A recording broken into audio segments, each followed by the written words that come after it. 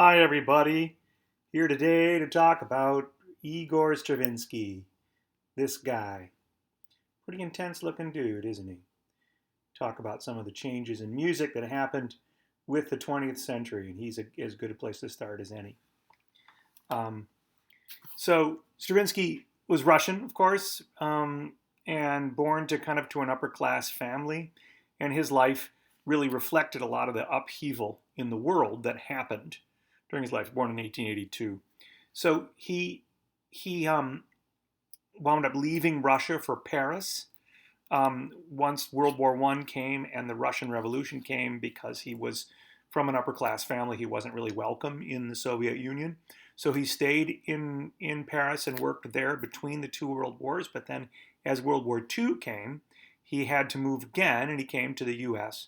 and died in New York City, actually. Um, his life, uh, uh, during his life, he did a lot of things in music, in different musical styles. Most of the major musical styles that we recognize now as the 20th century.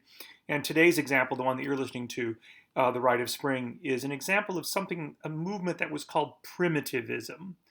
The idea being that that Western society was somehow becoming decadent, and that we had to go back to primitive models in order to get authentic forms of expression. And that's kind of what the Rite of Spring was about.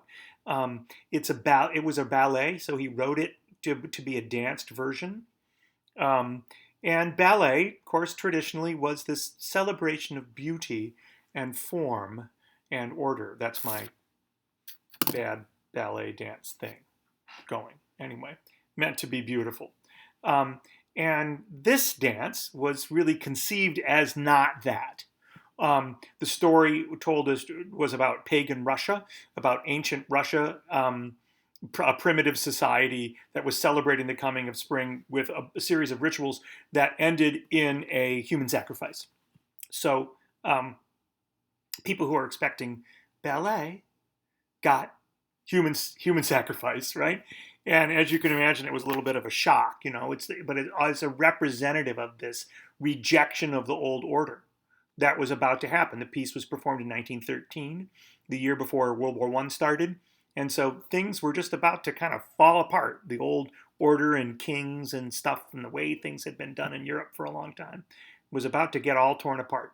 And this piece kind of embodies that, I guess I would say. A lot of times you hear this primitive drive in just in the rhythm of the piece itself. You get this, and there's also an irregularity of the accent, that he's deliberately displacing things, deliberately putting things in a different kind of way, like this.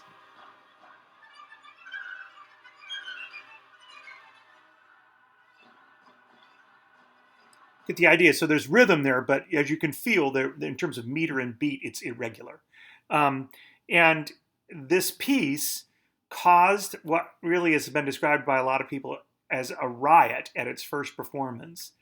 That people started just kind of screaming and throwing stuff, and they were outraged and incensed and stuff. And Stravinsky just kind of had to leave the room. He had to go off in a different room because things were getting really pretty crazy. Um, but tapping into this primitive nature is really the most important thing about the piece. So listen for that as you go ahead and work with Stravinsky.